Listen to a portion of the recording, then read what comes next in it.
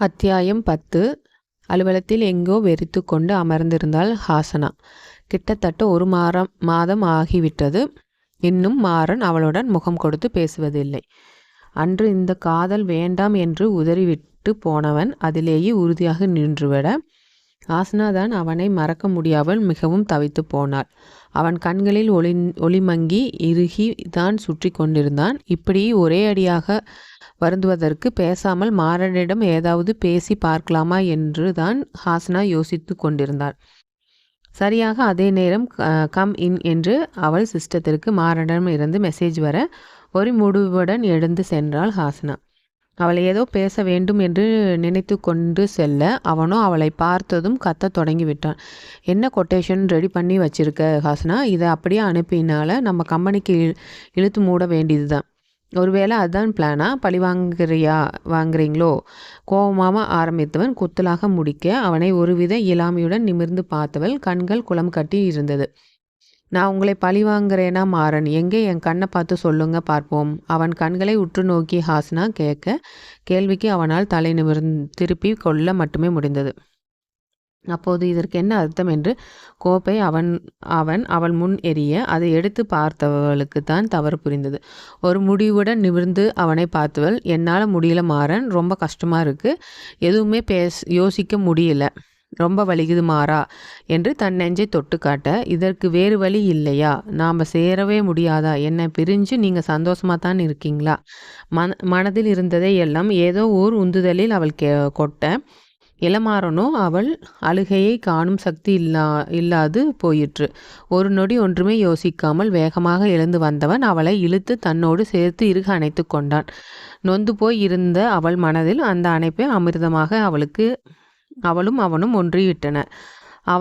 அவனின் மோன நிலை நீடித்தது என்னவோ சில நொடிகள்தான். அடுத்து நொடி தங்கை முகம் கண்முன் தோன்றி அவன் மனதை மீண்டும் இரும்பாக்கி வைத்தது. மெதுவாக ஹாசனாவிடம் விலகியவன் அவளை உற்று பார்த்து, ஒரே ஒரு வழி இருக்கு நாம் சேர, நான் சொல்வதற்கு சம்மதிப்பாயா என்று மாறன் கேட்க, அவன் குரலில் இருந்து ஏதோ ஒரு வித்தியாசம் அவள் மனதை போட்டு பிசையத்தான் செய்தது. இருந்தும் அவர்கள் சேர்ந்ததற்கு வழி என்பதால் அதை ஒத்தி வைத்துவிட்டு, சொல்லுங்க மாறன் என்று ஆவலுடன் கேட்டாள் ஹாசனா. ஒரு நொடி தயங்கிய மாறன் ஒரு முடிவுடன் நிமிர்ந்து, நீ என்னால் கர்ப்பமாக வேண்டும், திருமணம் இல்லாமல் உன் அண்ணன் என்னிடம் வந்து உன்னை திருமணம் செய்து கொள்ள கேட்க வேண்டும். அப்பொழுதுதான் அவனுக்கு தன் தங்கையின் வழி புரியும். என்ன சம்மதமா என்று குரலில் நிறைந்து விட்ட குரோதத்துடன் மாறன் கேட்க, மெல்லாமல் விழுங்காமல் தலையில் விழுந்த இடியில் ஆடிவிட்டாள் ஹாசனா. அவன் வார்த்தைகளில் பாரம் தாங்காமல் அங்கிருந்து நாற்காலியில் தொப்பென்று அமர்ந்தவள் மனம் அந்த நொடி மாறனுக்காக தான் துடிப்பதை நிறுத்தியிருந்தது. மாறனுக்கு மிதுன் மீது இருக்கும் கோபம் நியாயம் என்றுதானே அவன் கூறிய பிரிவிற்கே சம்மதித்தாள். இப்பொழுது கூட ஏனோ மனம் கேட்காமல் தான் அவனிடம் பேசினாள். அதற்கு அவனிடம் இருந்து இப்படி ஒரு கொடூரமான வழியை அவள் நிச்சயம் எதிர்பார்க்கவில்லை. தன் வாழ்க்கையை அழித்து தன் அண்ணனை பழிவாங்க நினைக்கும் அளவுக்கு கொடூரமானவன் அவள் காதலித்த மாறனா? இல்லையே இல்லை. ஆனால் குட்டி என்று உருகிய அவள் மாறன் இது இல்லையே. தன்னவனை நிமிர்ந்து ஒரு உயிரற்ற பார்வை பார்த்தவள் மெதுவாக எழுந்து நடக்க ஆரம்பித்து விட்டாள். மாறனும் ஏதோ யோசனையில் பேசிவிட்டானே ஒழிய, பேசி முடித்த பின் அவனுக்கும் தான் பேசியது அதிகப்படியோ என்று தோன்றி கொண்டுதான் இருந்தது. அதிலும் ஹாசனாவின் பார்வை தளர்ந்த நடையும் அவனை வெகுவாக பாதிக்க, ஆனா நில்லு, எங்கே போற என்று அவள் கைகளை பிடித்து வேகமாக தடுத்தான் மாறன்.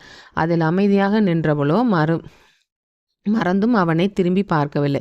சாடிடா, ஏதோ குழப்பத்தில் உங்கள் அண்ணனுக்கு புரிய வைக்க வேண்டும் என்று நினைத்து இப்படி கேட்டுவிட்டேன். என் தங்கைக்கு என்னும்போது புரியாதது அவன் தங்கைக்கு என்று வந்தால் புரியும் என்று எப்படியேனும் தன் பக்கத்து நியாயத்தை கூறிவிட வேண்டும் என்று மாறன் பேச, அவனை திரும்பி வெறுமையாக பார்த்தவள், அவருக்கு நான் தங்கை என்றால் உங்களுக்கு நான் யார் மாறா என்றாள் அழுத்தமாக. அவளின் இந்த கேள்வியில் அப்போதுதான் மாறனின் தலையில் ஆணி அடித்தாற்போல் உரைத்தது. ஆம், மிதுன் தங்கை என்பதை தாண்டி அவன் உயிரல்லவா? எதற்காக அவளை இழிவுபடுத்தும் ஒரு செயலை தான் யோசித்திருக்க கூடாது என்று வெகு தாமதமாக உணர்ந்தான் மாறன். ஏற்கனவே அவன் செய்த தவறை எப்படி சரி செய்வது என்று தெரியாமல் விழிக்க அவளோ அடுத்த கேள்வியை அம்பை எய்தாள். என் அண்ணன் அன்னிக்கு செய்தது அவன் உணராமல் செய்தது. இன்னும் கூட தவறு என்று அவன் அதை நினைக்கவில்லை. அவன் வளர்ந்த கலாச்சாரம் அது தவறு இல்லை. ஆனால் நீங்கள் இது எத்தனை பெரிய தவறு என்று தெரிந்தும் அப்படி ஒன்றும் நடந்தால் நான் வாழவே கடினம் என்று தெரிந்தும் எனக்கு அப்படி ஒரு செயலை செய்ய நினைக்கிறீர்கள்.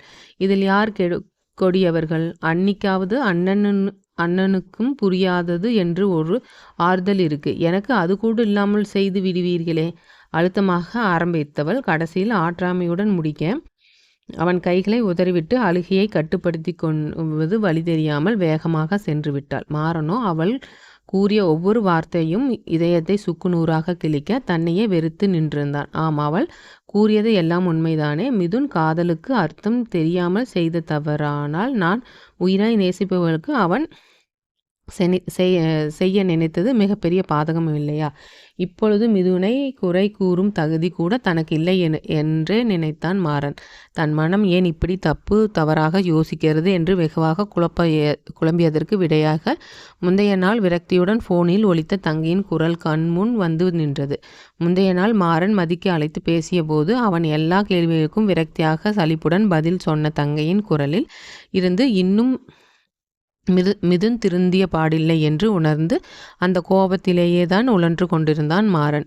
இன்று அந்த கோபம்தான் தப்பாக வெளிப்பட்டு இருக்கிறது என்பதை புரிய சே என்று ஓங்கி தலையில் அடித்து கொண்டான். தன் தவறை உணர்ந்த அடுத்த நொடி மாறன் மனம் தன்னவளைத்தான் தேடியது. வேகமாக தன் அறையில் இருந்து வெளியே வந்தவன் ஹாசனா இடத்தில் கண்களை ஓட்ட அங்கு அவளை காணவில்லை. இதில் மனதில் தோன்றிய பயத்துடன் வேகமாக கேண்டீனுக்கு சென்று தேடினான் மாறன். அங்கும் அவளை காணாமல் போக ஒரு நொடி என்ன செய்வது என்று தெரியாமல் விழித்தவன் அடுத்த நொடியாக வேகமாக கீழிறங்கி சென்றான். வண்டியை நிறுத்தும் இடத்தில் அவள் வண்டி இல்லாமல் போக அவள் கிளம்பி சென்று விட்டாள் என்பது ஒருவாறாக அவனுக்கு உரைத்தது. உடனே அவளோட பேசியாக வேண்டும் என்று அவன் மனம் அடம் பிடிக்க அவளுக்கு ஃபோன் செய்து பார்த்தான் மாறன். தொடர்ச்சியாக ரிங் சென்றதே தவிர அவள் எடுக்கவில்லை. ஆனால் ஒரு முறை கால் சென்று கட் ஆனதும் அவன் ஃபோனில் மெயில் வந்திருப்பதற்கான அறிகுறி வந்தது. அது ஹாசனா மெயில் ஐடியில் என்று தெரிந்ததும் உடனே அடியாக அதை திறந்து பார்த்தான் மாறன். அவன் பயந்தது போலவே ஹாசனா தன்னுடைய ரெசிக்னேஷனை மெயில் அனுப்பியிருந்தாள். பின்னாடியே முன்னறிவிப்பு இல்லாமல் விலகுவதற்கான கட்டணமும் வந்து சேர்ந்தது. இத்தனை வேகத்தில் அவளிடம் இருந்து எதிர்பார்க்காத மாறன் தான் அதிர்ந்து விழித்தான். ஐயோ, தெரியாமல் பேசிட்டேன்டி, மன்னிச்சு விடுடி ப்ளீஸ் என்று மனதிற்குள்ளேயே மன்னிப்பு கேட்டுக்கொண்டவன் கலங்கியிருந்த கண்களை அழுத்த துடைத்து கொண்டு தன் காரை இழுத்தான். மாறன் நேராக ஆசனா தங்கியிருக்கும் விடுதிக்குத்தான் வந்தான். அவன் அங்கு சென்று சமயம் சரியாக ஆசனா தன் பேக்குடன் வெளியே வந்து கொண்டிருந்தாள். வேகமாக அவள் அருகில் சென்றவன் ஆனால் எங்கே கிளம்பிட்ட என்றான் அதிர்ச்சியுடன். அவளும் அதற்குள் அவனை எதிர்பார்க்கவில்லையோ. அவன் கண்களில் பட்டுவிடக் கூடாதென்றுதான் அவள் வேகமாக கிளம்பியது. கோபத்திற்கும் காதலுக்கும் இடையில் தத்தளித்து துடிக்கும் மனம் இங்கே இருந்தால் இனி தாங்காது என்று முடிவுடன் தான் கிளம்பிவிட்டாள். அவன் கேள்விக்கு பதில் கூறாமல் ஹாசனா அவள் பாட்டிற்கு நடக்க அவளை கைகளை அழுத்தமாக பிடித்து தடுத்தான் மாறன். ஆனால் ப்ளீஸ், நான் உன்னுடன் பேச வேண்டும். நடு ரோட்டில் சீன் கிரியேட் பண்ண வேண்டாம். காரில் ஏறு ப்ளீஸ் குட்டி. கெஞ்சலாக ஒலித்த அவன் குரலில் வேறு வழி இல்லாமல் காரில் ஏறி அமர்ந்தாள். அவள் அமர்ந்ததும் ஒரு பெருமூச்சுடன் வந்து காரை எடுத்த மாறன் அடுத்து காரை ஒரு ஆளார்வமற்ற சாலையில்தான் ஓரமாக நிறுத்தினான். வண்டி நின்ற பிறகும் ஹாசனா அமைதியாகவே இருக்க மாறன் தான் பேச்சை தொடங்க வேண்டியிருந்தது. எதற்காக இத்தனை அவசரமானா? என்னை விட்டு இவ்வளவு வேகமாக ஓட வேண்டுமா? இத்தனை நேரம் அலைப்புறுதலுடன் அவளிடம் இருந்து சிறு கோபம் வெளிப்பட்டது. அது அவளுக்கு கோபத்தை கொடுக்க வேற என்ன செய்யணும்? இங்கே இருந்து உங்கள் கூட படு என்று அவள் ஆரம்பிக்கவும் அதற்கு மேல் முடிக்க முடியாமல் திணற அவனுக்கு தன் வார்த்தைகளின் வீரியம் முகத்தில் அடித்து அவனை கொன்றது. வேண்டாம் அண்ணாக்குட்டி, ப்ளீஸ் டி, தெரியாமல் சொல்லிட்டேன். ஏதோ கோபத்தில் எதுவானாலும் தப்பு தாண்டா, என்னை மன்னிக்க கூடாதா என்று மாறன் ஏக்கமாக கேட்க மன்னித்து என்று அவள் கேள்வியாக நிறுத்தினாள் ஹாசனா. அவள் கேள்வியின் அவனை ஒரு நொடி விழிக்கத்தான் செய்தான். ஏற்கனவே பிரிந்து விடலாம் என்றல்லவா சொல்லி வைத்திருந்தான். அதை வைத்துதான் அவள் கேட்கிறாள் என்று அவனுக்கு புரிந்தது. அண்ணா குட்டி, எல்லாம் ஏதோ கோபம்டா. உன்னை பிரிந்து இருக்க முடியாது என்று கடந்த போன சில நொடிகளில் நன்றாக புரிந்து கொண்டேன்டா. இனியும் இப்படி ஒரு வழியை என்னால் தாங்க முடியாதுடா. என்னை விட்டு போகாத அண்ணா, ப்ளீஸ்டா. அவன் பேச்சில் இதோ இதுதான் என் மாறன் என்று அவள் மனம் அடித்து கொண்டது. ஆனால் சில நாட்களாக அவன் செய்த செயல்களும் கண்முன் தோன்ற, வேண்டாம் மாறன், தயவு செஞ்சு விட்டுடுங்க. இனி ஒரு முறை என்னால் இத்தகைய வழியை தாங்க முடியாது. இன்னும் எதுவும் மாறவில்லை. அண்ணனும் மாறவில்லை, அண்ணியின் கஷ்டமும் தீரவில்லை. அது எப்பொழுதும் நடக்கும் என்று தெரியவில்லை. இந்த சூழ்நிலை மீண்டும் உங்களுக்கு எப்பொழுது வேண்டுமானாலும் இதேபோல் கோபம் வரலாம். என் மனதில் இருக்கும் உங்கள் மீதான கற்பனை காதலால் அவது வாழ்ந்துவிட்டு போகிறேன். அதையும் முழுதாக அழித்து விடாதீர்கள். ப்ளீஸ், என்னை விட்டுருங்க. தன் மனநிலையை முழுதுமாக ஆசனா கொட்ட மாறனுக்கு தன் தவறுகள் நினைத்து மனம் கனத்து போனது. அப்படி எதுவும் இனி நடக்காது அண்ணா. இதை தவிர என்ன சொல்வதென்று அவனுக்கு தெரியவில்லை. அவள் அழுகையை ஒரு கையாளகத்துடன் அவன் பார்க்கத்தான் வேண்டியிருந்தது. ப்ளீஸ் மாறன், எனக்கு கொஞ்சம் டைம் கொடுங்க. இப்போ என்ன விட்டுருங்க என்று மேலும் கண்ணீரை கட்டுப்படுத்த முடியாமல் அவள் கெஞ்ச, அதற்கு மேல் அவளை கட்டாயப்படுத்த அவனால் முடியவில்லை. முக்கியமாக அவள் அழுகையை தாங்கும் சக்தி அவனுக்கு இல்லாமல் போனது. ஆனால் குட்டி, உண்மையாக கொஞ்சம் நாட்கள் நான் பொறுமையாக இருக்கேன். நீ இந்த பிரிவை என் அவசர புத்திக்கான தண்டனையை எடுத்துக்கொள்கிறேன். ஆனால் என்னை விட்டு நிரந்தரமாக பிரிந்துவிட மட்டும் நினைக்காதடா. நீ இல்லாமல் வாழும் சக்தி எல்லாம் என்கிட்ட இல்லடி. அப்படி ஏதேனும் நடந்தால் நிச்சயம் நான் உயிரோடு இருக்க மாட்டேன் அண்ணா குட்டி. கடைசி வரியை அழுத்தம் திருத்தமாக கூறியவன் பின்பு அமைதியாக காரை எடுத்து விட்டான். மாறனின் வார்த்தைகளில் உள்ளுக்குள் வெகுவாக வலித்தாலும் அவன் வார்த்தைகளை கொன்ற மனதை மீட்டெடுக்க அவளுக்கு ஒரு இடைவெளி தேவைப்பட்டது. அமைதியாக வந்தாள் ஹாசனா. மதி வேலைக்கு செல்லாமல் வீட்டில் உண்ண மாட்டேன் என்று கூறியது ஒரு புறம் மிதுனை உறுத்தினாலும் அதை நேரடியாக மாற்ற முடியாததால் மறைமுகமாக மாற்றிவிட்டான். ஆம், அவள் அடுத்த நேர்முக தேர்வுக்கு சென்ற இடத்தில் அவளுக்கு வேலை கிடைக்குமாறு செய்துவிட்டான். அது ஒன்றும் மிதுனுக்கு கடினமான வேலை அல்ல. மிதுன் ஏற்கனவே அவன் கணிப்பொறி நிறுவனத்தின் வேலை பார்த்தவள்தான். இப்பொழுது அதே நிறுவன துறையில் அவள் வேலை தேடியதால் அவன் தொழில்துறை நண்பர்கள் மூலம் சுலபமாக மிதுனால் அதை செய்து விட முடிந்திருந்தது.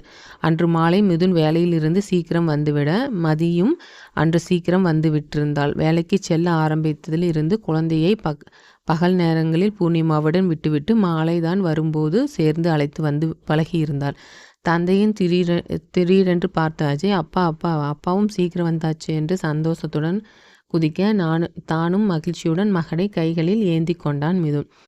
இருவரையும் ஒரு பார்வை பார்த்து மதி அமைதியாக சென்று விட்டாள். அவள் செல்வதை பார்த்த மிதுனுக்கு மனைவியை எப்படியாவது தங்களுடன் வைத்து கொள்ள வேண்டும் என்று தோன்ற, அஜய் குட்டி, பீச்சுக்கு போலாமா என்றான் மகனின் கிசுகிசுப்பாக. ஹாய்ப்பா, போலாம்ப்பா என்று கூறியவன் உற்சாகமாகிவிட அவனை தூக்கி கொண்டு தங்கள் அறைக்கு வந்தவன் பால்கனியில் நின்றிருந்த மதியின் பின் சத்தம் இல்லாமல் வந்து நின்றான்.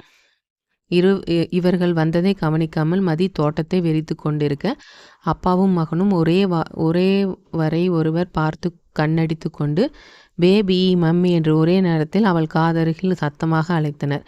அதில் அதிர்ந்து திரும்பிய மதி சற்றே தடுமாற மகனை ஒரு கையில் பிடித்திருந்த மிதுன் மற்றொரு கையால் மனைவியை தாங்கி கொண்டான்.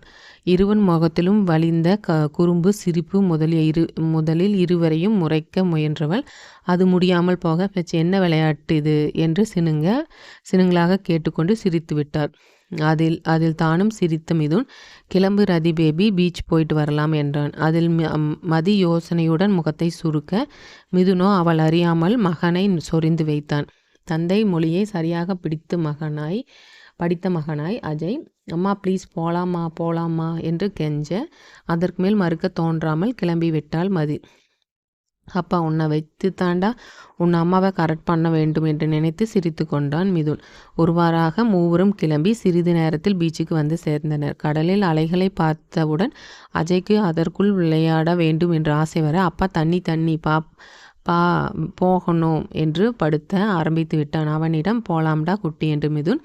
வாரதி பேபி, கொஞ்ச நேரம் அலையில் நின்றுட்டு வருவோம் என்று மதியை அழைக்க, அவளோ, நான் வரவில்லை, ப்ளீஸ் நீங்கள் போங்க, நான் உட்கார்ந்திருக்கேன் என்று விட்டு அவன் மறுப்பதற்கு முன் சட்டென்று அமர்ந்து விட்டாள். அவள் செயலில் ஒரு நொடி யோசித்து நின்ற மிதுன் அடுத்த நொடி வாட்டவர் என்று தோலை குலுக்கிவிட்டு மகனுடன் விளையாட சென்று விட்டான். சிறிது நேரம் சுற்றி வேடிக்கை பார்த்து கொண்டிருந்த மதி சர்ச்சையிலாக இவள்கள் புறம் பார்வையை திருப்ப அதற்கு மேல் அவளால் கணவன் மகனிடம் இருந்து கண்களை அகற்ற முடியாமல் போய்விட்டது. தனது பேண்டை முழங்கால் வரை மடித்து விட்டிருந்த மிதுன் மகனுக்கும் அதேபோல் மடித்து விட்டிருந்தான். தானும் முழங்கை சட்டையையும் முழங்கை வரை மடக்கி வைத்திருந்தவன் கொஞ்சம் முன்னாடியே தன் மகனுடன் நின்றிருந்தான். அஜய் உயரத்திற்கு குனிந்து நின்றிருந்தவன் கொஞ்சமாய் பெரிய அலை வரும்போதெல்லாம் மகனை தூக்கி தூக்கி இறக்கி விட்டு கொண்டிருந்தான். இருவரும் முகம் முழுவதும் சிரிப்புடன் விளையாடி கொண்டிருக்க அந்த காட்சியை காண காண தெவிட்டவில்லை மதிக்கு.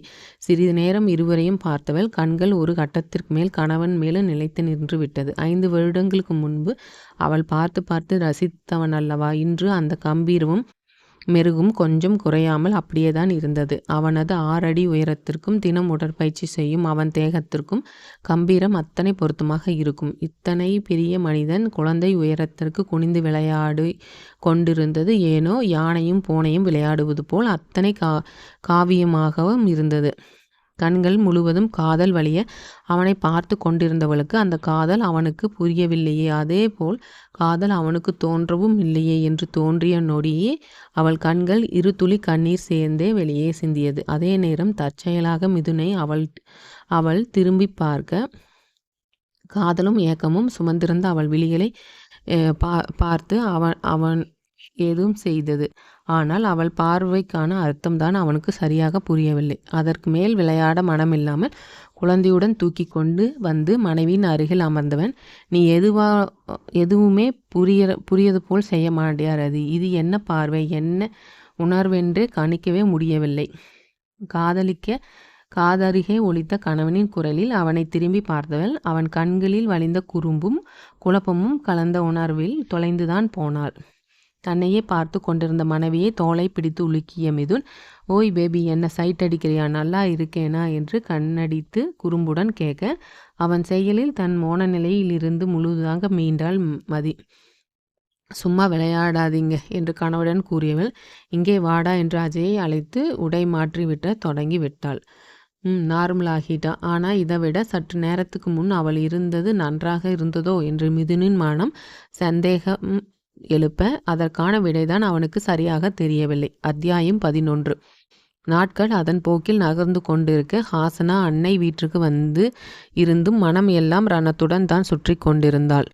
அவள் வேலையை விட்டு யாருக்கும் பெரிய விஷயமாக தோன்றாமல் போக அதற்கு விளக்கம் கொடுக்க வேண்டிய அவசியம் இல்லாமல் தப்பித்து விட்டாள். சந்திரிகாவும் கல்லூரி செல்ல ஆரம்பித்திருந்ததால் அவளை 2 நேரமும் பரத்தான் அழைத்து சென்று கூட்டி வந்து கொண்டிருந்தார். இருவருக்கும் அவரவர்களை அறியாமலேயே ஒரு பிணைப்பு ஏற்பட்டிருந்தது. அன்று வழக்கம் போல் மனைவியை கூட்டி செல்ல கல்லூரியில் காத்திருந்தான் பரத். அன்று அவன் சீக்கிரமே வந்துவிட சந்திரிகாவுக்கும் அன்றைய கடைசி வகுப்பு ஃப்ரீயாக விட்டிருந்தனர். பரத் வந்தது தெரியாமல் அவர் நண்பர்களுடன் பேசி சிரித்து கொண்டிருக்க கிரவுண்டில் நின்று கொண்டிருந்தாள். சீக்கிரம் வந்து விட்டதால் மனைவி வர தாமதம் என்று நினைத்து பரத் பார்வை சுழற்ற அங்கு மரத்தடியில் நின்று பேசி கொண்டிருந்த சந்திரிகாவை பார்த்ததும் அவன் முகம் ஆச்சரியத்தில் விரிந்தது. அவள் நண்பர்களுடன் பேசி கொண்டிருந்ததால் இடையில் போனால் மரியாதை இருக்காது என்று நினைத்தவன் நின்ற இடத்தில் இருந்தே அவள் அலைபேசிக்கு அழைத்தான். ஃபோனில் கணவன் என்னை பார்த்ததும் சந்தோஷ மகிழ்ச்சியுடன் ஃபோனை உயிர்ப்பித்தவள், ரிகா, இன்று லாஸ்ட் கிளாஸ் இல்லையா என்று உற்சாகமாக கேட்டான் பரத். ஆமாம் பரத், இல்லை, உங்களுக்கு எப்படி தெரியும் என்று கேட்டவள் சற்றென்று மனதில் எழுந்த சந்தேகத்துடன் சுற்றி பார்க்க அங்கு தொலைவில் காரில் சாய்ந்து நின்றிருந்த பரத் அவள் கண்களுக்கு விழுந்தான். அவனை பார்த்ததும் உற்சாகமாக சிரித்து கொண்டே கைகளை ஆட்டியவள் பின் தன் ஃபோன் இருந்த கையில் ஆட்டிக்கொண்டிருப்பதை உணர்ந்து நாக்கை கடித்து கொண்டு ஃபோனை மீண்டும் காதில் வைத்து கொண்டாள். இதோ வரேன் பரத் என்று ஃபோனை வைத்து விட்டவள், பாய், நான் கிளம்புகிறேன் என்று நண்பர்களிடம் கூறிவிட்டு வேகமாக திரும்ப அங்கே இருந்த கல் அவள் காலை இடறிவிட்டது. அவள் தடுமாறுவதை பார்த்த அவள் தோழன் அனிச்சை செயலாக அவளை தாங்க தானும் அவன் கையை பிடித்து கொண்டு நிலையாக நின்று கொண்டாள் சந்திரிகா. யப்பா, உன் புருஷனை இங்கே யாரும் கொத்திட்டு போய் விட மாட்டாங்க, மெதுவா போமா என்று அவன் கிண்டல் செய்ய, ஏதோ தெரியாமல் தடுக்கிடுச்சு, அதுக்காக ரொம்ப ஓட்டாதீங்க என்று நொடிந்து கொண்டு பரத்தை நோக்கி வந்துவிட்டாள். அவள் கிளம்பும் வரை அவளை ரசித்து பார்த்து கொண்டு நின்றிருந்த பரத் அவளை ஒருவன் தாங்கி பிடிக்கவும் சட்டென்று இறுகிவிட்டான். ஏதோ அவன் சொத்தை யாரோ பறிப்பது போல் அவனுக்கு மனம் ஆர்ப்பாட்டம் செய்ய மனதில் எழுந்த அலைப்புறுதலை அவனால் சுத்தமாக கட்டுப்படுத்த முடியாமல் போய்விட்டது. அவன் மூளைக்கு நன்றாக தெரிந்தது அங்கு நடந்தது ஒரு சாதாரண செயல்தான் என்று. ஆனால் மனம் அதை பேச்சை கேட்டால் அல்லவா? ஏன் என் ரிகாவை தொட அவன் யாரு என்று கத்தி ஆர்ப்பாட்டம் செய்த மனதை அடக்க வழி தெரியாமல் தவித்து போனான் பரத். பரத் போலாமா என்று மனைவியின் குரலை நினைவிற்கு வந்தவன் என்று குத்துமதிப்பாக தலையாட்டிவிட்டு வண்டியை எடுத்தான். தன்னை அழைத்த போது இருந்த புன்னகை மறைந்து இப்பொழுது கணவன் இறுகிப்போய் இருப்பதற்கான காரணம் தெரியாமல் அவனை திரும்பி திரும்பி பார்த்து கொண்டு வந்தாள் சந்திரிகா. தனது மனக்குழப்பத்திலேயே இறுகிப்போய் வண்டி ஓட்டி கொண்டிருந்த பரத் ஒரு கட்டத்திற்கு மேல் வண்டியை ஓரம் கட்டி ஓட்ட முடியாமல் ஓரமாக நிறுத்திவிட்டான். தன் உணர்வுகளை கட்டுப்படுத்த ஸ்டேரிங் வீலை அவன் இறுக பற்றி கொண்டு அமர்ந்திருக்க என்னாச்சு பரத் என்று ஒன்றும் புரியாமல் விழித்தாள் சந்திரிகா. அவள் கேள்வியில் அவளை திரும்பி பார்த்தவன் கண்களில் என்ன இருந்தது என்று அவளுக்கு சத்தியமாக புரியவில்லை.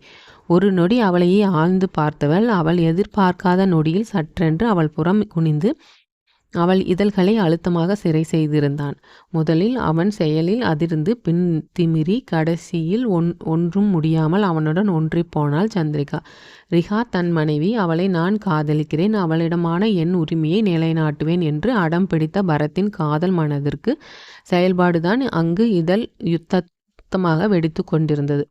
தனது மொத்த உரிமையையும் காதலையும் ஒரே மொத்தத்தில் உணர்த்திவிட நினைத்தானோ இல்லை, காதல் தோன்றிய அடுத்த நொடி கிடைத்த ரோஜா இதழ் பரிசத்தில் அதில் இருந்து வெளிவர மனமில்லையோ. வெகு நேரம் பரத் அவளை விட்டு விலகவில்லை. ஒரு கட்டத்திற்கு மேல் ரிகா மூச்சுவிட திணறவும் தன் வேறு வழி இல்லாமல் அவளை விட்டு பிரிந்தான் பரத். இன்னும் குறையாமல் இருந்த உணர்ச்சிகளை அவன் தலை அழுத்தி கோதி கட்டுக்குள் கொண்டு வர ஏற்கனவே கணவன் பால் சாய்ந்து தொடங்கியிருந்த பெண்ணவளின் மனமோ அவனை ஒற்றை இதழ் ஒற்றலில் அவன் காதலையும் தன் காதலையும் சேர்ந்தே உணர்த்தியது. செவ்வானவாய் முகம் எல்லாம் சிவக்க வெக்கத்துடன் தலை குனிந்திருந்த மனைவியை பார்த்த பரத்திற்கு மனம் எல்லாம் சந்தோஷமாக இருந்தது. ரிகா, ஐ லவ் யூடா, நீ எனக்கு மட்டும்தான் சொந்தம். உன்னை என்றுமே எதற்காகவும் இழக்க மாட்டேன். மென்மையாக ஆரம்பித்து அவன் ஒருவித அழுத்தத்துடன் முடிக்க சந்திரிகாவால் அவனை நிமிர்ந்து கூட பார்க்க முடியவில்லை. அவள் நிலையை உணர்ந்த பரத் தானே தொடர்ந்து பேசினார். ரிகா, சற்று நேரத்துக்கு முன்னும் நீ தடுமாறிய போது உன் ஃப்ரெண்ட் உன்னை பிடித்தான் அல்லையா? அப்பொழுதுதான் என் காதலை முழுமையாக உணர்ந்தேன்டா. உன்னை தொட்டவனை ஓங்கி அறைய வேண்டும் என்று எழுந்த வெறியில்தான் என் காதல் மனம் வெளியே வந்தது. இறுக்கத்துடன் ஒலித்த பரத் குரல் தன் வெக்கம் மறைத்து பயத்துடன் சந்திரிகா அவனை நிமிர்ந்து பார்க்க அவள் பார்வையை உணர்ந்தவன், ஐயோ, தவறா நினைத்து விடாதேம்மா, அது சாதாரணமாக நடந்தது என்று எனக்கு நன்றாகவே தெரியும்டா. ஆனால் உன் மீது இருந்த காதலையும் உரிமையும் என் மனது அந்த நிலையில்தான் எனக்கு எடுத்துரைத்தது. உன் மீது எனக்கு எத்தனைய தீவிரமான காதலும் உரிமையும் இருக்கிறது என்று முழுதாக புரிந்ததுடா. அதான் அதை உடனே கூறிவிட்டேன். நீயும் என்னை விரும்புகிறாயா ரிகா? கடைசி வரியை கேட்கும்போது அவன் குரலில் சொல்லாதென்ற பரிதவிப்பு தென்பட்டதோ. சந்திரிகாவுக்கு அவன் காதலும் புரியத்தான் செய்தது. ஆனால் அவனை போல் உடனடியாக கூற முடியாமல் வெக்கம் வேறு வந்து தொலைக்க அவள் ஆம் என்பது போல் மண்டையை மட்டும் உருட்டி வைத்தாள். அவளந்து அந்த செயலில் ஆணவன் மனம் சிறகில்லாமல் வானத்தில் பறக்க ஹூ என்று கத்தினான் பரத். அவன் செயலில் மேலும் சந்திரிகாவுக்கு வெக்கம் தோன்ற, ஐயோ, நடு ரோடு பரத் என்றாள் சந்திரிகா மெதுவாக. அவள் குரல் அவளை திரும்பி பார்த்தவன் ஒற்றை விரல் கொண்டு அவள் முகத்தை தன்னை நோக்கி நிமிர்த்தி, நான் ரொம்ப சந்தோஷமாக இருக்கேன் ரிகா, நீ ஐ லவ் யூன்னு சொல்ல மாட்டியா என்று ஏக்கத்துடன் அவன் கேட்க, அவளுக்கு வார்த்தைகள் வந்தால் அல்லவா, வெக்கம் அல்லவா வந்து தொலைத்தது. சிவந்திருந்த முகத்துடன் வெக்க சிரிப்புடன் அவள் அமைதியாக இருக்க பரத் அவள் நிலையை புரிந்து கொண்டான். அவள் நாடியை தாங்கி இருந்த விரல் கொண்டே அவள் முகத்தை மேலும் அருகில் இழுத்தவன் அழுத்தமாக அவள் கன்னத்தில் இதழ் பதிக்க, சீக்கிரம் சொல்லு ரிகா, உன் வார்த்தைகளுக்காக நான் ஒவ்வொரு நொடியும் காத்திருப்பேன். அவள் காதருகில் கிசுகிசுப்பான குரலில் கூறிவிட்டு விலகி அமர்ந்து மகிழ்ச்சியுடன் வண்டியை கிளப்பினான் பரத். அன்று மாலை வீட்டுக்கு வந்த மிதுன் மனைவியை தேடிக்கொண்டு வர தங்கள் அறை பால்கனியில் இருந்து வந்த மனைவியின் குரல் அவனை ஈர்த்தது.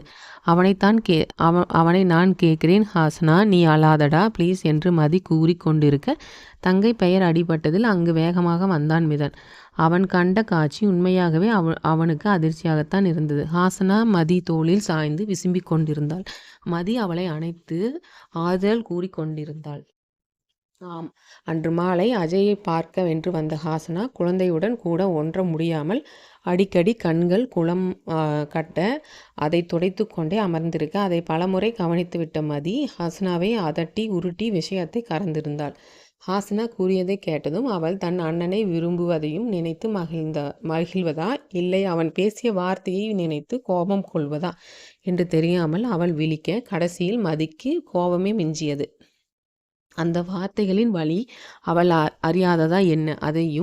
அதையே அண்ணனும் உண்மை காதலுக்கு போய் செய்கிறானே என்று நினைக்கும் போது அவளுக்கு அத்தனை ஆத்திரம் வந்தது. அதிலும் கோபப்பட்டு அவள் பேசி கொண்டிருக்கும் போதுதான் சரியாக மிதுன் வந்தான். மிதுன் கோபத்துடன் பேச ஹாசனாவோ, இல்லை அண்ணி ப்ளீஸ் வேண்டாம், எனக்காக நீங்கள் எதுவும் பேசக்கூடாது, அதுவும் அவரே உணர்ந்த பின் தப்பு அண்ணி, நான் அதை மறக்கத்தான் முயற்சிக்கிறேன் என்று விசும்பலுடன் இடையில் ஹாசனா கூற, இதை மறப்பது சுலபம் அல்ல என்று எனக்கு தெரியும்டா. மதியின் குரலில் அப்படிப்பட்ட வழி. அதில் ஹாசனாவும் அவளை கவலையுடன் பார்க்க, என்ன நடக்குது இங்கு கேட்டுக்கொண்டே அங்கு வந்து சேர்ந்தான் மிதுன். பக்கத்தில் வந்ததும் தன் ஹாசனா வெகுவாக அழுதிருப்பது புரிய, ஹாசனா குட்டி என்ன ஆச்சுடா என்று தங்கையிடம் வேகமாக வந்தவன் பதட்டத்துடன் கேட்டான். மதி ஹாசனா இருவரும் அவனை எதிர்பாராமல் பார்த்ததில் அதிர்ந்து விழிக்க, சற்று நேரத்தின் பொறுத்து பார்த்தவன், இப்ப யாரோ ஒருத்தர் சொல்ல போறீங்களா இல்லையா என்று சற்று கோபமாக கத்திவிட்டான். அவன் கத்தியதில் மதிக்கு கோபம் வர, எல்லாம் உங்களால தான் என்று அவளும் கத்திவிட, இத்தனை நேரம் கோபத்தில் நின்றிருந்தவன் இப்போது மனைவி சொன்னதை கேட்டு குழப்பத்துடன் அவளை கூர்ந்து பார்க்க, அவன் பார்வையில்தான் தான் உளறிவிட்டதை மதியும் சற்றென்று வாய் மூடிக்கொண்டாள். ஆனால் இவர்கள் பேசிக்கொண்டதை பார்த்து கொண்டிருந்த ஹாசனாவும் ஒரு முடிவுக்குடன் மிதுனின் புறம் திரும்பி, நான் சொல்கிறேன் அண்ணா என்று அவள் தொடங்க, இப்பொழுது அதிர்ந்துவது மதியின் முறையானது. ஹாசனா என்று மதி மெதுவாக அழைக்க, இல்லை அண்ணி, அண்ணனுக்கு தெரியட்டும் என்றவள் மிதுனிடம் திரும்பி விட்டாள். அண்ணா, நானும் மாறனும் விரும்புகிறோம் என்று அவள் தொடங்க, மாறன் என்று யோசனையுடன் நிறுத்தினான் மிதுன். அன்னையோட அண்ணன் என்று முடித்து வைத்தாள் ஹாசனா. அவள் கூறுவது புரிந்தது. தன்னை எப்பொழுதும் முறைத்து கொண்டே இருக்கும் மாறனின் முகம் கண்முன் தோன்ற மிதுனின் முகம் தானாக திரும்பி இன்மையை காட்டியது. அவனையா என்று மிதுன் இழுக்க, அவர்தான் அண்ணா என்று அழுத்தமாக கூறினாள் ஹாசனா. அவள் அழுத்தத்தில் இது தன் வாழ்க்கை என்று செய்தி இருக்க அதற்கு மேல் மறுக்காமல் சொல்லு என்று விட்டான் மிதுன். நான் அவர் அலுவலகத்தில்தான் வேலை பார்க்கிறேன் அண்ணா. எனக்கு அவரை அண்ணியை தெரிவதற்கு முன்பே தெரியும். அப்பொழுதில் இருந்து காதலிக்கிறோம். ஆனால் நீ அண்ணன் என்று தெரிந்த பின் அவரால் என்னை ஏற்றுக்கொள்ள முடியாது என்று கூறிவிட்டார் என்று கூறி சிறு இடைவெளி விட்டு நிறுத்த ஹாசனா அவன் முகத்தை ஆராய்ந்த மிதுன், அவனுக்கு என் மேல் கோபம், என்னை முறைத்து கொண்டுதான் சுற்றி கொண்டிருந்தான். பட் அதுக்கும் உங்கள் காதலுக்கும் என்ன சம்பந்தம்? இப்போ அதுதான் பிரச்சனையா என்று யோசனையுடன் மிதுன் கேட்க, அது மட்டும் இல்லைன்னா உன்னை பழிவாங்க நீ அண்ணியை தனியாக விட்டது போல் என்னையும் வயிற்றில் குழந்தையுடன் தனியாக விட வேண்டும் என்று கூறினார். அதுதான் கோபத்தில் வேலையை விட்டுட்டு வந்து விட்டேன். தன் பிரச்சனையை கூறி முடித்த ஹாசனா இப்பொழுது மேலும் தீவிரமாக மிதுனின் முகத்தை ஆராய மதியும் அவனைத்தான் பார்த்து கொண்டிருந்தான். அவன் முகத்தில் இப்பொழுதும் யோசனையே. இது என்ன முட்டாள்தனம்? ஹாசனா குட்டி, பழி வாங்குறானா? What nonsense. எங்கே பிரச்சனை நாங்கள் பார்த்துப்போம். இங்கே யாரும் குழந்தையும் இல்லை. அதற்கு உன் காதலை ஒரு சம்பந்தமும் இல்லை. இந்த முட்டாள்தனம். அன்று நீ கோவப்பட்டது சரிதான். அதான் வந்துட்டியே, தூக்கி போட வேண்டியது தானே. இப்பொழுது எதற்கு அழுது கொண்டு இருக்கிறாய்? சிறு கோபமும் பெரும் குழப்பமாக கலந்த குரலில் மிதுன் கேட்க, இப்பொழுது மதி ஹாசனா இருவரும் தலையில் அடித்து கொள்ளலாம் போலிருந்தது. இருந்தும் கடைசி முயற்சியாக, நான் அவரை விரும்புகிறேன்னா அவரை பிரிந்தால் எனக்கு வருத்தம் இருக்காதா என்று ஹாசனா கேட்க, சரி வரவில்லை என்று தானே பிரிந்தாய், அப்புறம் என்ன வருத்தம்? ஹாசனா குட்டி, தேவையில்லாமல் வருத்தப்பட்டு அழுது உடம்பை கெடுத்து கொள்ளாத. பிடிக்கவில்லை என்றால் விட்டுவிடு. இல்லை பிடித்திருந்தால் திரும்பி போய் அவனுடன் சேர்ந்து சேரும் வழியைப் பார். இடையில் இப்படி அல்லாடாதே. சிறு கண்டிப்புடன் வேறு மிதுன் கூறி வைக்க அவன் நிலை அங்கிருந்த இரு பெண்களுக்கும் நன்றாக புரிந்தது. இவனுக்கு என்றைக்குமே இந்த உணர்வுக்கு புரிய போவதில்லை என்று புரிய அப்பொழுது ஹாசனாவை விட மதிக்குத்தான் அதிக வேதனையாக இருந்தது. இந்த ஜென்மத்தில் என் காதல் உங்களுக்கு புரிந்து விட்டால் அது நான் செய்த மிகப்பெரிய சாதனை மிது என்று நினைத்து கொண்டவள் உதட்டில் ஒரு விரக்தி முறுவல் தோன்றி மறைந்தது. இரு பெண்களின் மனநிலையை அவனுக்குத்தான் புரியவில்லையோ ஒழிய மதியின் நிலையை ஹாசனா சரியாகவே புரிந்து கொண்டாள். மதி கைகளை ஆறுதலாக ஹாசனா பிடித்து கொள்ள அதற்குள் சுதாரித்து விட்ட மதியும் அவளை பார்த்து புன்னகைத்து வைத்தாள். அதற்கு மேல் மிதுனை பேசவிட்டால் இருக்கும் வழிகள் அதிகம்தான் ஆகும் என்று தோன்ற நான் சீக்கிரம் ஒரு முடிவெடுக்கிறேன் அண்ணா, நீ போ, நாங்கள் வர்றோம் என்று மிதுனை அனுப்பி வைத்தாள் ஹாசனா. அதில் அவனும் நகர்ந்து சென்றுவிட, சாரி அண்ணி, இவரை பார்த்தால் மாறன் கேட்டதில் கூட தவறில்லை என்றுதான் இப்பொழுது தோன்றுகிறது வருத்தத்துடன் ஹாசனா கூற, அதற்குள் முழுவதாக சுதாரித்து விட்டிருந்த மதியும், இல்லடா, உன் அண்ணன் இப்பொழுது தவறு செய்யாமல் உண்மையாக இருக்கிறார், அவ்வளவுதான். ஆனால் மாறன் செய்தது தவறுடா, அவனை 4 வார்த்தை கேட்டே ஆக வேண்டும் என்று கோபம் குறையாமல் பேசினாள் மதி. அண்ணி ப்ளீஸ், கொஞ்சம் நாட்கள் இதை பற்றி பேச வேண்டாம். இப்பொழுது எனக்கு கொஞ்சம் கேப் வேணும் அண்ணி, பிறகு பார்த்து கொள்ளலாம் என்று பரிதவிப்புடன் ஹாசனா கூறிவிட்டு அதற்கு மேல் வற்புறுத்த முடியாமல் மதியும் அமைதியாகி விட்டாள். இரு பெண்களின் மனமும் தன்னவர்களை நினைத்து வெவ்வேறு வகையாக வேதனை சுருங்கி போயிருந்தது. அத்தியாயம் 12. மிதுன் வாங்கி வைத்திருந்த அழகிய வேலைப்பாடு செய்த டிசைனர் புடவையை உடுத்திக்கொண்டு வேகமாக கிளம்பிக் கொண்டிருந்தாள் மதி. இன்று மாலை அவர்கள் நிறுவனத்தில் இந்த வருடம் அதிக லாபத்தை கொண்டாடும் வகையில் ஏற்பாடு செய்திருந்த பார்ட்டிக்கு மனைவி வந்துதான் ஆக வேண்டும் என்று கட்டாயமாக சொல்லி இந்த புடவையை கொடுத்துவிட்டு சென்றிருந்தான் மிதுன். அம்மா சூப்பர் என்று கிளம்பி நின்று கொண்டிருந்த மதியை பார்த்து அஜய் கூற, அதில் மெலிதாக சிரித்தவள், அப்படியா, அம்மா நல்லா இருக்கேனா என்று லேசாக இடவளமாக அசைத்து காண்பித்தாள் மதி. சரியாக அதே நேரம் தங்கள் அறைக்கு வந்த மிதுன் கதவின் அருகே நின்று மெல்லிய சிரிப்புடன் மனைவியின் செயலைத்தான் பார்த்து கொண்டிருந்தான். மதி கேள்விக்கு அழகா இருக்கு என்று அஜய் கூற, அப்பா வாங்கி கொடுத்த புடவைதான் அழகா இருக்கு இல்லையா கண்ணா என்று கேட்டுக்கொண்டே உள்ளே வந்தான் அஜய்.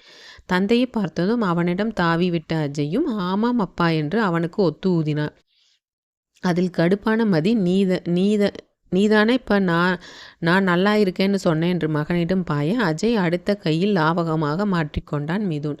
இல்லை என்று சொல்லவில்லையே ரதி பேபி, இந்த புடவை உடுத்தியதால் நீ அழகாக இருக்கிறாய் என்று கூறி கண்ணடிக்க அவளோ அவனை முறைத்துவிட்டு பேசாமல் திரும்பிவிட்டாள். அதில் வந்த சிரிப்பை முயன்று கட்டுப்படுத்தி கொண்ட மிதுன், நாங்கள் கீழே காரில் இருக்கோம், வந்துரு பேபி என்று விட்டு வேகமாக இறங்கி சென்று விட்டான். அப்பாவும் மகனும் என்னை கலாய்க்கிறாங்க, எல்லாம் நேரம் என்று புலம்பிக் கொண்டே தானும் கிளம்பி வந்தாள் மதி. முதலில் அஜயை கொண்டு போய் பூர்ணிமா வீட்டில் விட்டுவிட்டு பின் இருவரும் அலுவலகம் நோக்கி பயணித்தனர். காரில் மதி இன்னும் முகத்தை தூக்கி வைத்து கொண்டே வர அவளை பார்த்து உள்ளுக்குள் சிரித்து கொண்டான் மிதுன். ரதி பேபி என்று மெதுவாக அழைத்தான். அதற்குள் என்று மட்டும் அவள் முனக, இந்த புடவை எடுத்த போது இது இத்தனை அழகு என்று எனக்கு நிஜமாவே தெரியாதுடி. என் ரதி பேபி கட்டின பின்னுதான் அதுக்கு அழகு பல மடங்கு கூடிவிட்டது தெரியுமா? கிசுகிசுப்பான குரலில் சீரியஸாக மிதுன் கூற அவளோ அவனை திரும்பி முறைத்து வைத்தாள். அதில் மீண்டும் அவனுக்கு சிரிப்பு வர, சும்மா முறைக்காத ரதி பேபி, குழந்தையுடன் விளையாட்டுக்கு பேசியதெல்லாம் பெருசாக எடுத்துக்கொண்டு உன் அழகுக்கு முன் வேறொருவும் நிற்க முடியுமாடி லூசு பேபி என்று மென்மையாக மிதுன் கூற தன் மனம் அவன் பேச்சில் சமாதானம் ஆவதை ஒரு திடுக்குடலுடன் உணர்ந்தாள் மதி. சரியான மானம் கெட்ட மனது என்று தன்னைத்தானே திட்டிக் கொண்டவள் பேசாமல் அந்த பக்கம் திரும்பி அமர்ந்து விட்டாள். அதற்குள் அவர்கள் அலுவலகம் வந்துவிட அதற்கு மேல் பேச்சை தொடராமல் இருவரும் உள்ளே சென்றனர்.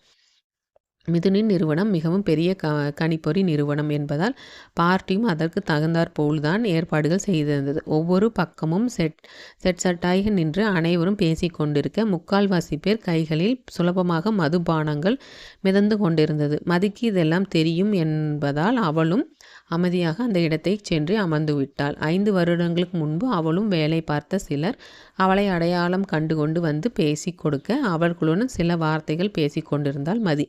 அதில் ஒருவர், 5 வருடம் முன்பு நீயும் மிதுனும் காதலித்த மாதிரி இருந்ததே, எப்பொழுது திருமணம் செய்து கொண்டீர்கள், ஏன் இத்தனை வருடம் வரவில்லை என்று தோண்டி துருவி கேட்க, அவர்கள் பதில் சொல்லி சமாளிப்பதற்குள் மதிக்கு போதும் போதும் என்று ஆகிவிட்டது.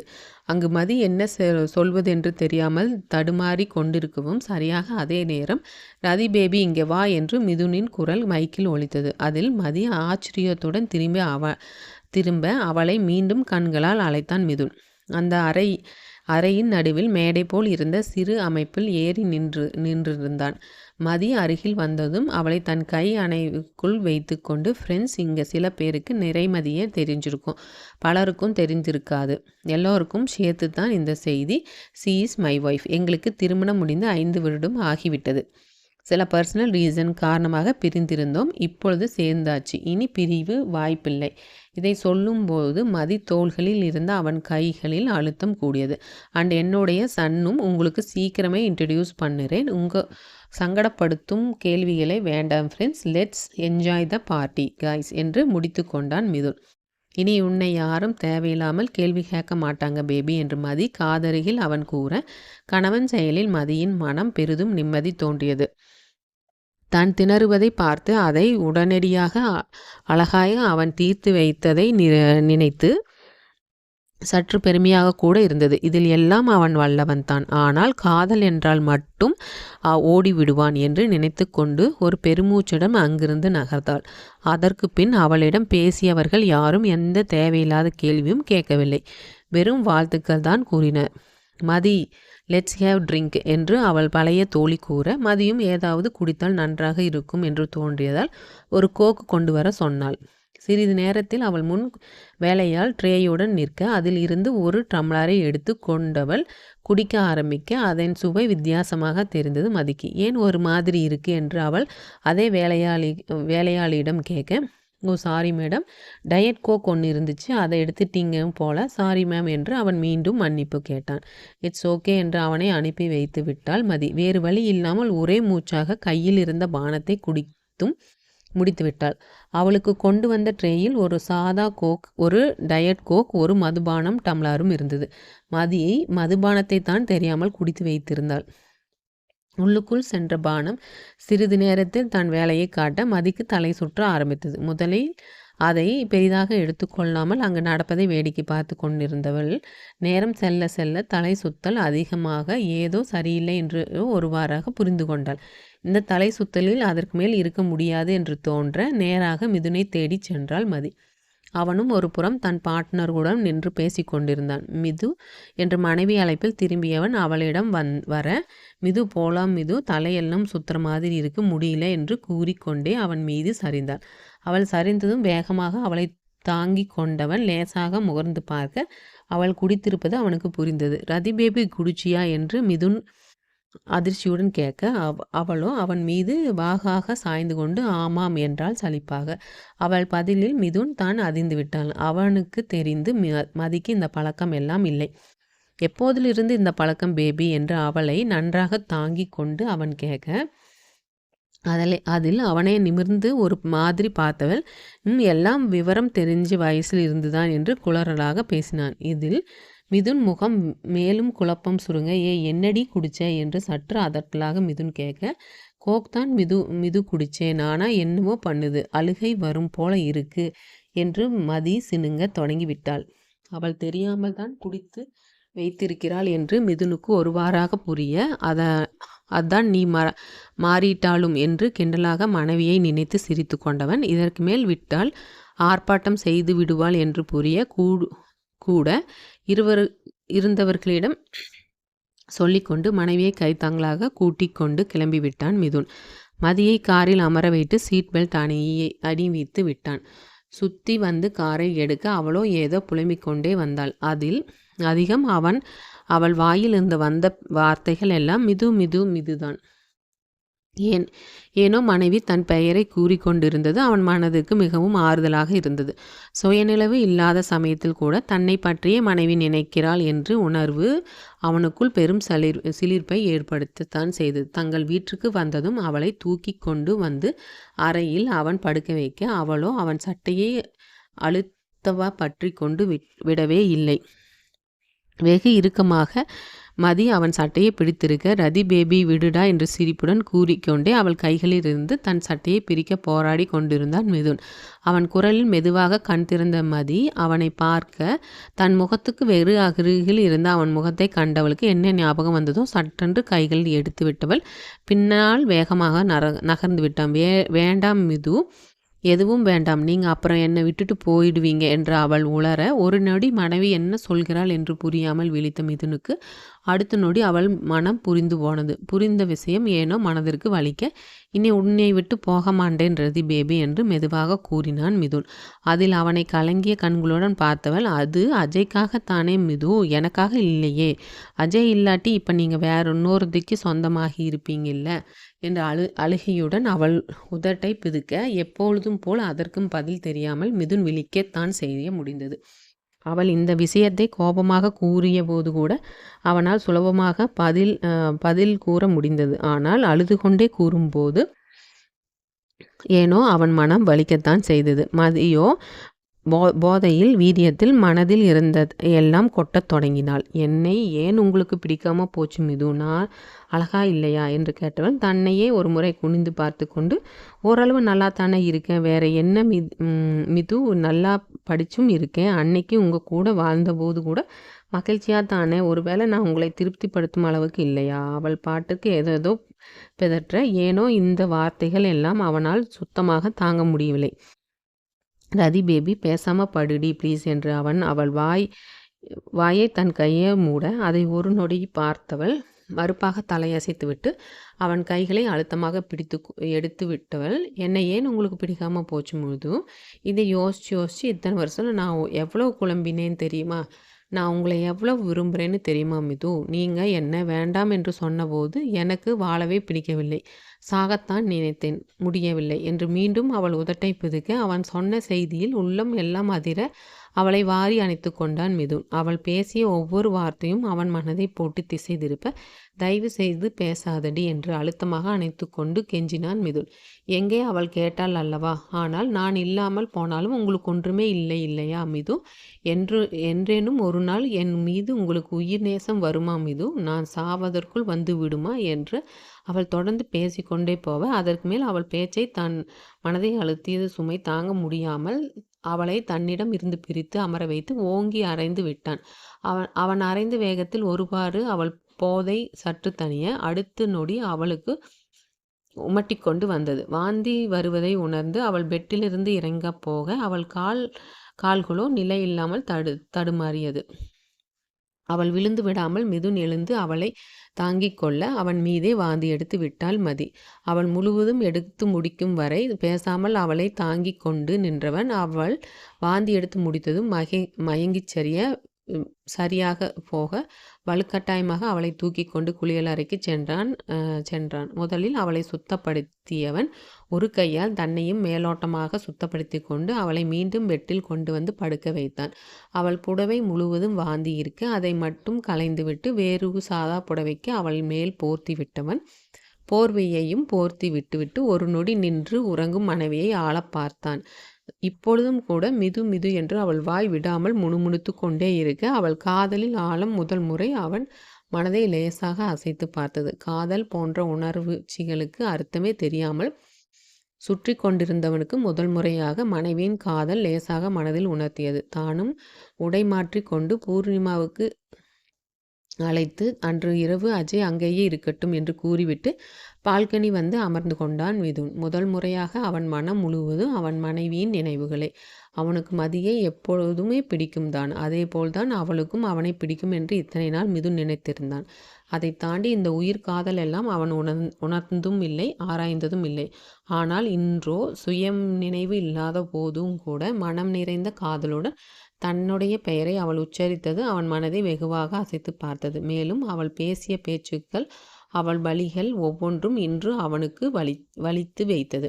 அதிலும், நீங்கள் இல்லாமல் நான் சாக நினைச்சேன், ஆனால் உங்களுக்கு அப்படி ஒன்றும் இல்லையா என்று மனைவி கேட்ட கேள்வி அவன் மனதை மிகவும் குடைந்தது. அவள் இல்லாவிட்டால் தனக்கு வாழ்க்கையே இல்லை என்று ஆகிவிடுமா என்று மிதுன் யோசிக்க, அதற்கான பதில் அவனுக்கு சரியாக தெரியவில்லை. அப்படி ஒரே ஒரு மனிதர் மீது தன் மொத்த வாழ்க்கையும் தான் வைப்போம் என்று மிதுனுக்கு தெரியவில்லை. அப்படி வைத்தால்தான் அது காதல் என்று அவனுக்கு புரியவில்லை. ஆனால் மதி அதை கூறிய போது தன் மீது ஒருவருக்கு இவ்வளவு அன்பா என்றே பிரமிப்பாக தோன்றியது.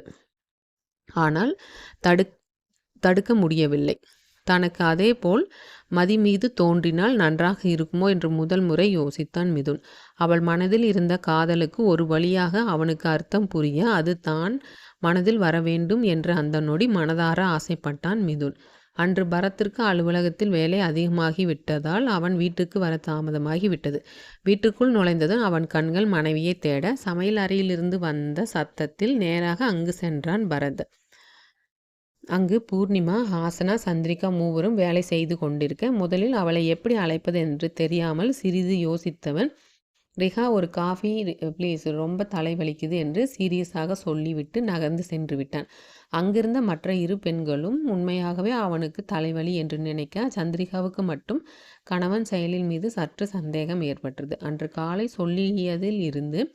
காதலை சொல்லியதில் இருந்து அவளிடம் ஏதாவது வம்பிழுப்பதும் ஐ லவ் யூ சொல்லி கெஞ்சுவதும் சுற்றி கொண்டே இருந்தான் பரத். அவன் இத்தகைய தூரம் கெஞ்சுவது ஒரு தனி சுகத்தை கொடுக்க சந்திரிகாவும் அவனிடம் காதலை கூறாமல் போக்கு காட்டி கொண்டிருந்தாள். இன்று என்ன வம்பிழுக்க காத்திருக்கானோ என்ற நினைப்புடன் முகத்தில் தோன்றிய மெல்லிய வெக்க சிரிப்புரை மறைத்து கொண்டு காஃபி கலந்து கணவன் எடுத்து சென்றாள் சந்திரிகா. தங்கள் அறைக்குள் நுழைந்தவள் கண்கள் கட்டிலில் கணவனை தேட அங்கு அவன் காணாமல் காஃபியை மேஜை மீது வைத்துவிட்டு அறை முழுவதும் கண்களை சுழற்றினார். எங்கேயும் அவனை காணாமல் போக எங்கே போனார் என்று மெதுவாக முனகிக் கொண்டே அவள் திரும்ப நினைக்கும் போது சரியாக அவள் பின்னால் வந்து அவளை அழுத்தமாக கனைத்தான் பரத். அவனது இரும்பு பிடியில் இருந்து அவளால் ஒரு இன்ச் கூட நகர முடியவில்லை. கணவனின் ஸ்பரிசத்தில் வெகு அருகில் உணர்ந்ததில் பெண்ணவளின் உடல் முழுவதும் கூசி சிலுத்தது. பரத், விடுங்க ப்ளீஸ் என்று கிசுகிசுப்பான குரலில் சந்திரிகா கூற, ப்ரப்போஸ் பண்ணு விடுறேன் என்று கூறிக்கொண்டே அவள் கழுத்தில் மென்மையாக இதழ் பதித்தான் பரத். அவளுக்கோ அவன் செயலில் உடல் சிரித்து வெக்கம் மேலிட, பரத் ப்ளீஸ் என்று மேலும் மெதுவாக கெஞ்சினாள். ப்ரப்போஸ் மீ டி ப்ளீஸ் என்று தானும் கெஞ்சினார் பரத். ஒரு நொடி கூறிவிடலாமா என்றுதான் சந்திரிகாவுக்கும் தோன்றியது. ஆனால் அடுத்த நொடி அவன் இந்த கெஞ்சலையும் சீண்டலையும் விட மனம் இல்லாமல் அவள் இடையே அணைத்திருந்த அவன் கையை தன் கை நகம் கொண்டு அழுத்தமாக கிள்ளி வைத்தாள். எதிர்பாராமல் அவள் கிள்ளியதில் என்று கத்தலுடன் அவன் கைகளை எடுத்துவிட வேகமாக அவனை விட்டு நகர்ந்து நின்று விட்டாள் சந்திரிகா. ராட்சசி, வலிக்குதுடி என்று பரத் கைகளை தேய்த்து கொண்டு அவளோ அவன் செயலில் கலகலத்து சிரித்து வைத்தாள். அவள் சிரிப்பில் தன் செயலை நிறுத்திவிட்டு அவளை நிமிர்ந்து பார்த்தவன் பார்வை மீண்டும் கணவன் பார்வையாக மாறியிருந்தது. இதில் சந்திரிகாவிற்கு அலையாமல் வெக்கம் வந்து ஒட்டிக்கொள்ள, அத்தை கூப்பிடுறாங்க, நான் போறேன் என்று முனகிவிட்டு வேகமாக கதவு நோக்கி ஓடினாள். அவளை ஒரே எட்டில் தாண்டி விட்ட பரத் ஏற்கனவே மூடியிருந்த கதவை தாளிட்டு அதில் அவளை பிடித்து நிறுத்த அவளை தன் இரு கைகளுக்கும் இடையில் சிறை செய்து விட்டான். அவனும் இந்த திடீர் செயலை எதிர்பார்க்காத சந்திரிகா மேலும் வெக்கத்துடன் அவனை பிடித்து தள்ள முயல எங்கே ஒரு அடி கூட அவனை நகர்த்த முடியவில்லை. இப்பொழுது சொல்லுவாயா மாட்டையா ரிகா? அவள் முகத்திற்கு அருகில் குனிந்து அழுத்தமாக பரத் கேட்க அவளுக்கோ எப்பொழுதும் போல் வெக்கம்தான் வந்து தொலைத்தது. அவள் அமைதியாகவே இருப்பதை பார்த்தவன், என்னிடம் காதலை சொல்ல தயக்கமா இந்த உதடுக்கு தண்டனை கொடுக்க வேண்டாமா என்று கேட்டுக்கொண்டே மெதுவாக அவள் முகத்தை நிமிர்த்தியவன் அடுத்த நொடி அவள் இதழ்களை வன்மையாக சிறைப்பிடித்து இருந்தான். இதுவும் இப்பொழுதெல்லாம் சகஜமாக இருக்கிறது. அன்றைக்கு காரில் அவளுடன் நடந்த இதழ் போராட்டத்தை முடிக்க அவனுக்கு மனதே இல்லையோ என்னவோ, அது தொடர்கதையாகவே போய்விட்டது. எப்பொழுதும் போல் நீண்ட நேரம் அவன் செயல் தொடர திடீரென்று அடித்த அவன் ஃபோன் இருவர் உணர்வுகளை மீட்டு நிகழ்வுலத்துக்கு அழைத்து வந்தது. கரடி பயல்களா என்று முனகிக் கொண்டே பரத் சென்று ஃபோனை எடுக்க சந்திரிகாவோ எப்பொழுதும் போல் வெக்கம் தாங்க முடியாமல் முயன்று தன்னை நிலைப்படுத்தி கொண்டாள். ஒருவாறு சகஜமாகி அவள் கீழே செல்லலாம் என்று நினைத்து திரும்பும்போது தான் அவள் கண்கள் கணவனை தேட அப்பொழுதுதான் ஃபோன் பேசிவிட்டு வந்த அவன் முகம் இத்தனை நேரம் இருந்த இலக்கம் குறும்பு அனைத்தும் தொலைந்து இறுக்கத்தையும் குழப்பத்தையும் தத்தெடுத்திருந்தது. அவனை பார்த்ததும் நின்றுவிட்ட சந்திரிகாவும் கணவன் அருகே வந்து, என்னாச்சு பரத், ஏன் ஒரு மாதிரி ஆகிட்டீங்க? அவள் கேள்வியில் ஏனோ கனவில் இருந்து விழிப்பது போல் விழித்தவன், கம்பெனியில் ஒரு பிரச்சனை ரிகா, பேச்சுவார்த்தைகள் முடித்து விடலாம் என்று நினைத்தேன். இப்பொழுது பார்த்தால் முடியாது போல் இருக்கிறது. போராட்டம் அது இதுன்னு ஆரம்பிப்பார்கள் போல. அப்படி ஆரம்பித்தால் பெரிய பிரச்சனை ஆகிவிடும். எதற்கும் அண்ணாவிடம் பேசி பார்க்க வேண்டும். அவன் உதவினால் பரவாயில்லை, ஆனால் செய்வாரா என்றுதான் தெரியவில்லை. ஏற்கனவே இந்த கலக்கத்தில் மிதுனை பற்றி பேசும்போது மேலும் அவன் முகம் வலியில் சுருங்கிவிட அதை பார்த்த சந்திரிகா தானாக மனம் வலித்தது. அண்ணனை பற்றி பேசும்போதெல்லாம் பரத் முகம் வெளிக்காட்டும் எல்லையில்லா வலியை ஏனோ அவளை மிகவும் காயப்படுத்தியது. தலையை கைகளை தாங்கி யோசனையுடன் அமர்ந்திருந்த பரத்தை பார்த்தால், அப்படி என்னதாங்க உங்களுக்கும் உங்கள் அண்ணனுக்கும் பிரச்சனை? பரத், என்னிடம் சொல்லலாம் என்றால் சொல்லுங்கள். அவனை கைகளை பிடித்தவாறு மெதுவாக சந்திரிகா கூற, அதில் அவளை நிமிர்ந்து பார்த்தவன், உன்னிடம் மறைக்க எனக்கு ஒன்றும் இல்லடா. ஏதோ வேலையா இருந்தாய் இல்லையா? இரவு உணவை முடித்துவிட்டு இரவு ஃப்ரீயாக பேசுவோம்மா. முதலில் இருந்து சொல்ல வேண்டும். நேரம் எடுக்கும் என்று பரத் கூற அவளுக்கும் அதுதான் சரி என்று பட்டது. சரி பரத், அப்ப நான் கீழே போறேன் என்று சந்திரிகா எழுந்து கொள்ள, சரிடா என்று குனிந்தபடியே தலையாட்டியவன் முகத்தில் இருந்த கலக்கம் மட்டும் குறையவே இல்லை. ஒரு நொடி அவன் முன் தயக்கத்துடன் நின்றவள் பின் ஒருவாறு தைரியத்தை வரவழைத்து கொண்டு அவன் அருகில் குனிந்தாள். அவன் முகத்தை மெதுவாக நிமிர்த்தியவன் அவன் கண்களோடு தன் கண்களை கலக்க அவள் முகத்தை முதலில் புரியாமல் பார்த்தவன் பின் மெதுவாக அவள் காதலில் விழிகளில் கற்றுந்து தொலைந்து போனான். அவன் பார்வை தன்னை உணர்ந்து கொண்டவதை அறிந்த நிம்மதி அடைந்த சந்திரிகா மென்மையாக அவன் நெற்றியில் இதழ் ஒற்றி, எல்லாம் சரியாக போகும் பரத் என்று மெதுவாக கூறிவிட்டு ஒரு மெல்லிய சிரிப்புடன் எழுந்து சென்று விட்டாள். இப்பொழுது அதே சிரிப்பு அவன் முகத்திலும் உறைந்து விட்டது. எப்பொழுதும் மனைவியின் சிறு சிறு செயல்களில் தன் கவலைகளை மறந்து விடுவது அவனுக்கு ஆச்சரியமாகத்தான் இருந்தது. உன்கிட்ட ஏதோ மேஜிக் இருக்கிறியா, எப்பொழுதும் என்னை வசியம் செய்து விடுகிறாய் என்று நினைத்து கொண்டவன் உதட்டில் உறைந்துவிட்ட புன்னையுடன் எழுந்து சென்றான். அன்றைய இரவு உணவை முடித்துவிட்டு பரத் சந்திரிகாவும் தங்கள் அறைக்கு வர மனைவியை கைகளில் வைத்து கொண்டு மிதுன் பற்றி கூற ஆரம்பித்தான் பரத்தின் பிறப்பிலும் ஆரம்பித்து அவன் வளர்ந்த முறை பற்றி கூறியவன் பின் தனக்கும் மிதுனுக்குமான பிரச்சனையை சேர்த்து கூறி முடித்தான். அனைத்தையும் கேட்ட சந்திரிகா தன் கணவன் மீது தன் தவறென்று புரிந்தது. ஆனால் அவள் காதல் கொண்ட மனமோ ஒரே அடியாக அவனை குற்றம் சாட்ட விரும்பவில்லை. அதான் நீங்க செய்த தவறை உணர்ந்துட்டீங்களே பரத், அதற்கு பிறகு இத்தனை வருடம் அவர் உங்கள் கூட பேசாமல் இருக்க வேண்டுமா என்ன என்று சற்று ஆதங்கத்துடன் சந்திரிகா கேட்க, இல்லை ரிகா, அண்ணன் பேசாமல் இருப்பதற்கும் கோபம் மட்டும் காரணமில்லை. ஏற்கனவே எதிலும் பிடிப்பில்லாமல் இருந்தவன் அந்த சம்பவத்துக்கு பின் மொத்தமாகவே அனைத்தையும் விட்டு ஒதுங்கிவிட்டான். அம்மாவின் கெஞ்சலால் மட்டும்தான் இங்கு இருக்கிறான். இல்லை என்றால் திரும்பவும் வெளிநாடு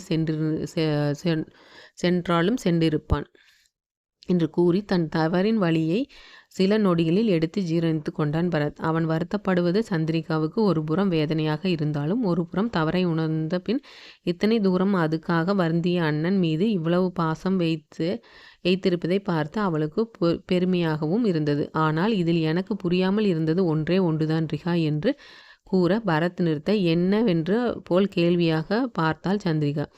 அவனுக்கு சந்தேகம் இருந்த விஷயத்தை கூறியவன், இப்பொழுது அண்ணியை பார்த்ததும் எனக்கு ஓரளவுக்கு புரிகிறது. அவங்க கஷ்டத்திற்கு நான் தான் காரணமாக இருந்தேனோன்னு நினைக்கும் போது ரொம்ப வருத்தமாகவும் இருக்குடா. அவன் கூறியதை கேட்டு அதிர்ந்து விட்ட சந்திரிகா, அப்போ நீங்கள் சொன்னது மாறன் பற்றி தானே? அடக்காலவடை, இது இப்படியா இணைய வேண்டும்? அவள் பாட்டிற்கு தன் போக்கில் புலம்ப ஆரம்பித்துவிட அவள் புலம்புவதை பார்த்து ஒன்றும் புரியாமல் விழித்தாள் பரத். என்ன ஆச்சு ரிகா, ப்ளீஸ் என்னன்னு சொல்லுடா, எனக்கு பயமாக இருக்கு என்று பயத்துடன் கேட்க மெதுவாக ஹாசனாவின் காதல் விவகாரத்தை கூறினாள் சந்திரிகா. 2 நாட்களுக்கு முன்பு நடந்த அனைத்தையும் ஹாசனா சந்திரிகாவிடம் கூறியிருந்தாள்.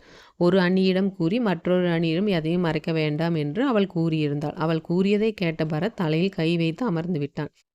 அவன் கண்கள் அவனை கேட்காமலேயே கண்ணீர் வடிக்க அவன் மனமோ வெடித்துவிடும் போல் வலிக்கத் தொடங்கியது. அவன் அழுவதை பார்த்ததும் பதறிவிட்ட சந்திரிகா, அச்சோ பரத், நீங்கள் ஏன் அலறீங்க? ஹாசனா பிரச்சனையே காரணம் மிதுன் தான் என்று அவனை அணைத்து சமாதானம் கூறின. அவனோ, எல்லாத்துக்கும் முதல் காரணம் என் தவறுதான் இல்லையா ரிகா? என்னால் தாங்க முடியவில்லை. நான் ஒருவன் செய்த முட்டாள்தனத்தில் எத்தனை பேர் வாழ்க்கை சிதைந்திருக்கிறது. என்னால் முடியலடி. ஐயோ, எனக்கு செத்தரலாம் போல இருக்கு. அவன் பாட்டிற்கு அவளை அணைத்து கொண்டு புலம்பிக் கொண்டே இருக்க சிறிது நேரம் அவனை அளவிட்ட சந்திரிகா இதற்கு மேல் அழுதால் நிச்சயம் தன் மனதிற்குள் புழுங்கி விடுவான் என்று புரிந்ததால் அழுத்தமாக அவனை தன்னிடம் இருந்து பிரித்து எடுத்தாள். அவள் அணைப்பில் இருந்து விடுபட்டவன் கைகள் பொம்மை பறிக்கப்பட்டுவிட்ட குழந்தை போல் மலங்க மலங்க விழிக்க அதில் பெண்ணவள் தாயுள்ளம் அவள் பால் முழுவதும் நெகிழ்ந்து விட்டது. இருந்தும் அதை முயன்று கட்டுப்படுத்தி கொண்டவள், இப்பொழுது அழுவதை நிறுத்தப் போறீங்களா இல்லையா பரத் என்று அழுத்தமாக கேட்டாள். அவள் குரலில் அவன் அழுகை தானாக நின்று விட அவன் அவளையே பார்த்து கொண்டிருந்தான். முதல்ல நீங்க செய்தது தவறுதான். ஆனால் மதியக்கா விஷயத்துக்கோ இப்போது ஹாசனா பிரச்சனைக்கோ உங்களுக்கு ஒரு சம்பந்தமும் இல்லை. அது எல்லாம் உங்கள் அண்ணாவின் தவறால் நடந்தது. அவர் தேர்ந்தெடுத்த தவறான முறையால் வந்த விளைவுதான் அத்தனைக்கும். புரிகிறதா? மேலும் அழுத்தமாக சந்திரிகா பேச ஒருவாறாக அவள் பேசியது அவன் தலைக்குள் ஏறியது. அதில் அவன் மனதில் இருந்த குற்ற உணர்ச்சி வெகுவாக குறைந்ததாலே நிச்சயம் மிக இல்லை. அவன் முகம் லேசாக தெளிந்து விட்டதால் சந்திரிகாவுக்கு நிம்மதியாக இருந்தது. நான் உன் மடியில் படுத்துக்கவா ரிகா என்று பரத் மெதுவாக கேட்க அதில் முழுதும் நெகிழ்ந்து விட்டவள் அவனை அணைத்து தன் மடியில் படுக்க வைத்து கொண்டாள். மெதுவாக சந்திரிகா அவன் சிகையை கோத அதில் கொஞ்சம் கொஞ்சமாக தன் அலைப்புறுதல்கள் குறைந்து உறங்கிவிட்டான் பரத். தூங்கும் அவனை முகத்தில் மென்மையுடன் பார்த்து கொண்டிருந்த சந்திரிகாவும் கணவனின் மன அலைப்புறுதல்கள் சீக்கிரம் முழுதாக தீர வேண்டும் என்று கடவுளிடம் வேண்டிக் கொண்டாள். மிதுன் அவனை மன்னித்தால் அவன் சரியாகி விடுவான் என்று தோன்ற அதற்கும் மனதார பிரார்த்தித்து கொண்டாள் சந்திரிகா. பாவம், அதற்கு முன் நடக்கவிருக்கும் விபரீதங்களை அவள் அறியவில்லை.